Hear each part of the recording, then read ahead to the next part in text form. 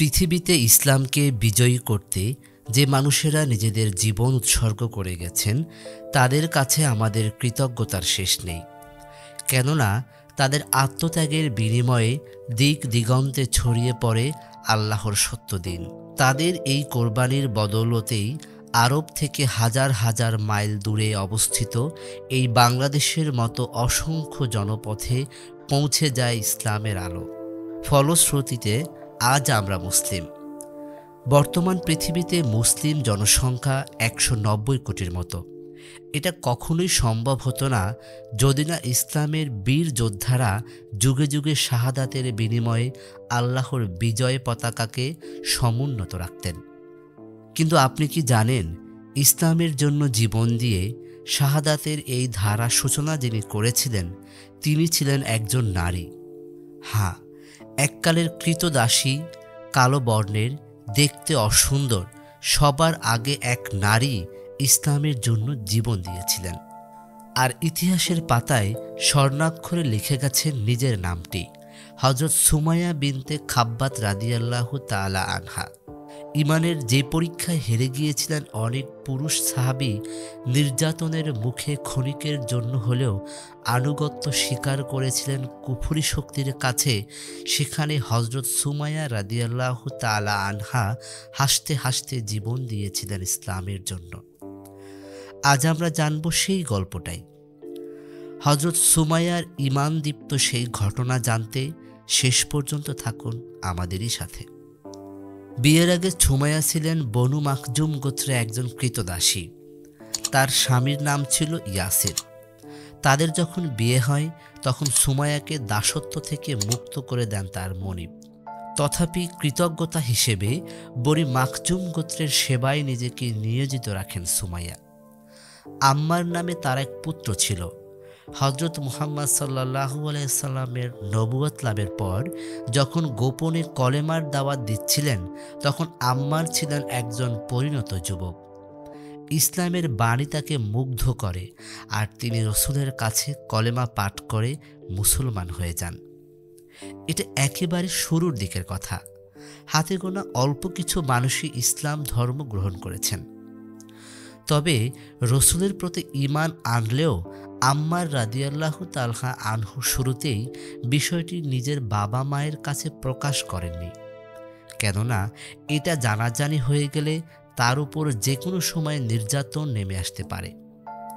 কিন্তু আম্মার বিষয়টি লুকিয়ে রাখার চেষ্টা করলেও তার বাবা মা তাকে সন্দেহ করে বসেন।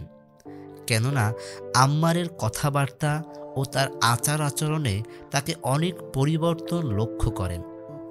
সে যখন তখন বাড়ি থেকে বের হয়ে যাচ্ছে, কোথায় যাচ্ছে, কার সাথে মিশছে, কিছুই বলছে না। আর সমাজে প্রচলিত নানা অনিয়মের ব্যাপারে হঠাৎ হঠাৎই সে প্রতিবাদী হয়ে উঠছে। বিষয়গুলো লক্ষ্য করে একসময় চিন্তিত হয়ে পড়েন সুমাইয়া ও তার স্বামী ইয়াসির। তারা জানার চেষ্টা করেন তার কি হয়েছে। এক পর্যায়ে বাবা মায়ের চাপাচাপিতে আম্মার বলে দেন তিনি আল্লাহ ও তার নবীর প্রতি ঈমান এনেছেন। এটা শুনে সুমাইয়া ও ইয়াসিরের মাথায় যেন আকাশ ভেঙে পড়ার মতো অবস্থা। কেননা তারা কৃতদাস পরিবার, সমাজে তারাই সবচেয়ে নিগৃহীত আর লাঞ্ছিত। এই খবর যদি কুরাইশদের কাছে যায় তাহলে আম্মারকে হয়তো তারা মেরেই ফেলবে। তাকে এই পথ থেকে ফিরে আসার জন্য বিভিন্নভাবে বোঝানোর চেষ্টা করে সুমাইয়া ও ইয়াসির। কিন্তু আম্মার রাদিয়াল্লাহু তাআলা আনহু তাদের কথা না মেনে উল্টো তাদেরকে বোঝান কী কারণে তিনি ইসলাম ধর্ম গ্রহণ করেছেন। তিনি তাদের সামনে তুলে ধরেন রসুলের আদর্শ ও তার মাহাত্ম্যের কথা। ইসলামে তাদের মতো নিগৃহীত ও নিষ্পেষিত মানুষের যে অধিকারের কথা বলা হয়েছে, তিনি সেগুলো একে একে তুলে ধরেন তাদের সামনে। মহান আল্লাহর কি ইচ্ছা, তার এসব কথা শুনে তার বাবা মায়ের মনে বড় ধরনের পরিবর্তন চলে আসে। তারা জিজ্ঞেস করেন, এগুলো কি তোমার নবীর কথা? আম্মার রাদিয়াল্লাহু তাআলা আনহু বলেন, হ্যাঁ, এগুলোই তিনি আমাদেরকে শিক্ষা দিয়েছেন। তারা বলেন, তাহলে আমাদেরকেও তার কাছে নিয়ে চলো।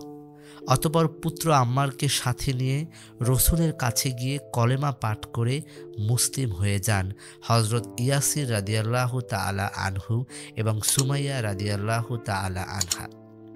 পিতামাতার ইসলাম ধর্ম গ্রহণে হযরত আম্মার রাদিয়াল্লাহু তাআলা আনহু সেদিন ছিলেন পৃথিবীর সবচেয়ে সুখী মানুষ, কিন্তু তিনি জানতেন না তার এই সুখ দীর্ঘকাল স্থায়ী হবে না।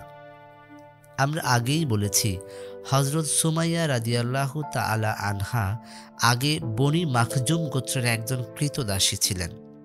তবে বিয়ের পর তাকে দাসত্ব থেকে মুক্ত করে দেন তার মনিব আবু হুজাইফা। তথাপি তাকে দাসীর মতোই ব্যবহার করত বনি মাখজুম গোত্রের অনেক নেতৃস্থানীয় ব্যক্তি। বিশেষ করে আবু জাহেল ছিল এই ব্যাপারে সবচেয়ে বেশি তৎপর। প্রয়োজনে অপ্রয়োজনে সে সুমাইয়াকে ডেকে পাঠাতো আর এটা ওটা করে দেয়ার ফরমাইশ দিত। তার কাছে যখন এই খবর পৌঁছে যায় যে সুমাইয়া ও তার পুরো পরিবার ইসলাম ধর্ম গ্রহণ করেছে, তখন তার মাথায় আগুন চড়ে যায়। কেননা এই পৃথিবী থেকে ইসলামের অস্তিত্ব মুছে দেওয়ার জন্য সে দিন রাত নানা ষড়যন্ত্র করে যাচ্ছে, অথচ তার গোত্রের সাবেক এই কৃতদাসী যাকে করুণা করে দাসত্ব থেকে মুক্তি দেওয়া হয়েছে, সে কিনা ইসলাম ধর্ম গ্রহণ করেছে। আবু জাহেল তাদেরকে কঠিন শাস্তি দেওয়ার সিদ্ধান্ত নেয়। সে লোক পাঠিয়ে ইয়াসির, সুমাইয়া আর আম্মার অর্থাৎ পুরো পরিবারকে ধরে নিয়ে আসে। তাদেরকে মুহাম্মদ সাল্লাল্লাহু আলাইহি ওয়াসাল্লামের প্রতি বিশ্বাস থেকে সরে আসতে বলে, কিন্তু তারা তার কথা ঘৃণার সাথে প্রত্যাখ্যান করেন। অতঃপর সে তাদের উপর নির্যাতন শুরু করে দেয়। কখনো খুঁটির সাথে বেঁধে রেখে একের পর এক বেত্রাঘাত, কখনো বালুর উপর শুয়ে দিয়ে চাবুকের আঘাত, আবার কখনো গলা পর্যন্ত মাটিতে পুঁতে রাখা। এক কথায় নির্যাতনের যত উপায় আছে সে চালিয়ে যেতে থাকে। এ সময় পানির যন্ত্রণায় তারা যখন ছটপট করতেন, তখন হাসতে হাসতে আবু জাহেল বলতো, তোমাদের নবী না তোমাদেরকে জানিয়েছে বেহেশতে তোমাদের জন্য রয়েছে স্বচ্ছ পানির ধারা? কোথায় সেই পানি? তোমাদের আল্লাহকে বলো বেহেশতের কিছু পানি তোমাদেরকে পান করিয়ে যাক। এরকম বলে সে অট্ট হাসিতে ফেটে পড়ত, আর তার এই হাসিতে যোগ দিত সেখানে মজা দেখতে আসা লোকজন। এভাবে না খাইয়ে না পান করিয়ে হযরত আম্মার রাদিয়াল্লাহু তাআলা আনহু ও তার বাবা মায়ের উপর নির্যাতন চালিয়ে যেতে থাকে আবু জাহেল। হযরত সুমাইয়া রাদিয়াল্লাহু তাআলা আনহার উপর আবু জাহেল যে নির্যাতন করেছিল তা সত্যি বলতে ভাষায় বর্ণনা করার মতো নয়।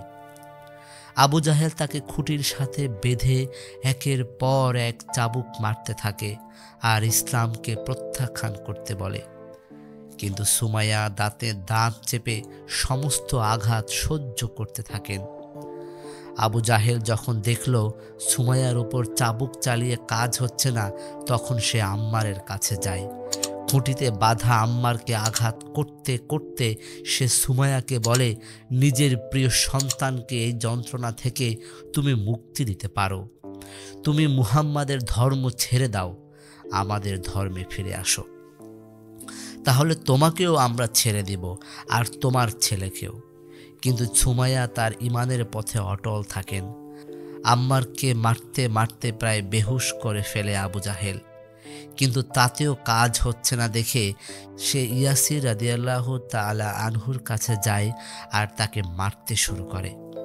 সে সুমাইয়াকে বলে, দেখ সুমাইয়া, তোমার বৃদ্ধ স্বামী কি অসহায়ের মতো মার খাচ্ছে, তুমি কি চাও না আমি তাকে ছেড়ে দেই? তুমি মুহাম্মাদের ধর্ম ছেড়ে দাও আর আমিও তোমার স্বামীকে ছেড়ে দেই।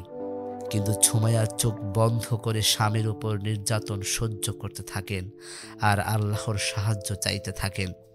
এক নারীর সামনে তার স্বামী সন্তানের উপর সীমাহীন নির্যাতন করা সত্ত্বেও সে তার বিশ্বাসে অটল। এটা দেখে আবু জাহেলের অভিশপ্ত আত্মা বিগলিত হয় না, বরং সে আরও ক্ষিপ্ত হয়ে ওঠে। সে সুমাইয়ার কাছে ছুটে যায় আর অশ্লীল ভাষায় তাকে গালাগালি করতে শুরু করে। সে তাকে বলে, ও বুঝেছি তো, তুমি চাও তোমার বৃদ্ধ স্বামী আমার হাতে মার খেতে খেতে মরে যাক, কারণ সে মরে গেলে তুমি মুহাম্মাদের কাছে বিয়ে বসবে আর মুহাম্মদ তোমার স্বামীর মতো বৃদ্ধ নয়, দেখতেও অনেক সুন্দর। তোমার মনে নিশ্চয়ই এই পরিকল্পনা রয়েছে। অভিশপ্ত আবু জাহেলের অপবিত্র মুখে এমন কথা শোনার পর সুমাইয়া রাদিয়াল্লাহু তাআলা আনহা নিজেকে নিয়ন্ত্রণ করতে পারেন না। তিনি তার নাপাক মুখে থুতু ছিটিয়ে দেন আর তাকে অভিশাপ দিতে থাকেন। দাসীতুল্য সুমাইয়ার এই স্পর্ধায় আবু জাহেলের মাথায় যেন আগুন চলে যায়। সে পাশে থাকা এক ক্রীতদাসের হাত থেকে একটা বর্শা কেড়ে নেয় আর সেটা সুমাইয়ার পেটের নিচে যৌনাঙ্গের মধ্যে বিদ্ধ করে দেয়। ফিনকি দিয়ে রক্ত বের হতে থাকে আর অল্প কিছুক্ষণের মধ্যেই শাহাদাতের কোলে ঢলে পড়েন ইসলামের প্রথম শহীদ হযরত সুমাইয়া বিনতে খাব্বাত রাদিয়াল্লাহু তাআলা আনহা। সন্তানের জন্য নয়, স্বামীর জন্য নয়, কিংবা অর্থ বা সম্পদের লোভে নয়, শুধুমাত্র আল্লাহ ও তার রসুলের প্রতি ঈমানের খাতিরে সেই দিন জীবন দিয়েছিলেন এই মহিয়সী নারী। হযরত আম্মার রাদিয়াল্লাহু তাআলা আনহুকে সেদিন চোখের সামনে দেখতে হয়েছিল নিজের জন্মধাত্রী মায়ের মৃত্যু। শুধু তাই নয়, আবু জাহেল যে নির্যাতন চালিয়েছিল তার ধকল সহ্য করতে না পেরে তার বৃদ্ধ পিতা ইয়াসির রাদিয়াল্লাহু তাআলা আনহুও অল্প কয়েকদিন পরে শহীদ হয়েছিলেন। হযরত আম্মার রাদিয়াল্লাহু তাআলা আনহু সেই সৌভাগ্যবান সন্তান যার পিতামাতা দুজনে ইসলামের জন্য সবার আগে জীবন দিয়েছিলেন। আল্লাহ রসুলের কাছে যখন সুমাইয়া রাদিয়াল্লাহু তাআলা আনহার শাহাদাতের খবর পৌঁছায়, তখন তিনি দুহাত তুলে আল্লাহর দরবারে তার জন্য দোয়া করেন। আবু জাহেলের প্রকৃত নাম ছিল আমর ইবনে হিশাম। কুরাইশরা তাকে আবুল হাকাম নামে ডাকত, যার অর্থ জ্ঞানী ব্যক্তিদের পিতা বা সর্দার। কিন্তু সুমাইয়াকে এইভাবে হত্যা করার পর আল্লাহর নবী তার নাম দেন আবু জাহেল, যার অর্থ মূর্খ ব্যক্তিদের পিতা বা সর্দার। এই ঘটনার পর রসুলের সামনে কোনো সাহাবী যদি ভুল করেও এই অভিশপ্ত মানুষটির নাম আবুল হাকাম উচ্চারণ করত, রসুল বলে উঠতেন, আবু জাহেলকে যে আবুল হাকাম নামে ডাকে তার উচিত আল্লাহর কাছে ক্ষমা চাওয়া। হযরত সুমাইয়া রাদিয়াল্লাহু তাআলা আনহার শাহাদাতের ঘটনা আল্লাহর রসুলকে এতটাই প্রভাবিত করেছিল। প্রিয় দর্শক, হযরত সুমাইয়া রাদিয়াল্লাহু তাআলা আনহার ছিলেন এমনই একজন নারী যিনি মৃত্যুর সামনে দাঁড়িয়েও কলেমার ঘোষণা থেকে সরে আসেননি। তার এই গল্পটি কেমন লাগলো কমেন্ট করে জানাতে ভুলবেন না। ভিডিওটি যদি ভালো লেগে থাকে তাহলে লাইক, কমেন্ট ও শেয়ার করে ছড়িয়ে দেওয়ার অনুরোধ রইল। গৌরবদীপ্ত ইসলামের এমন গুরুত্বপূর্ণ সব ঘটনা আমরা নিয়মিত তুলে ধরছি আমাদের ইউটিউব চ্যানেলে ও ফেসবুক পেজে। আমাদের ইউটিউব চ্যানেলটি সাবস্ক্রাইব এবং ফেসবুক পেজটি ফলো করে আমাদের সাথেই থাকুন। ধন্যবাদ সবাইকে।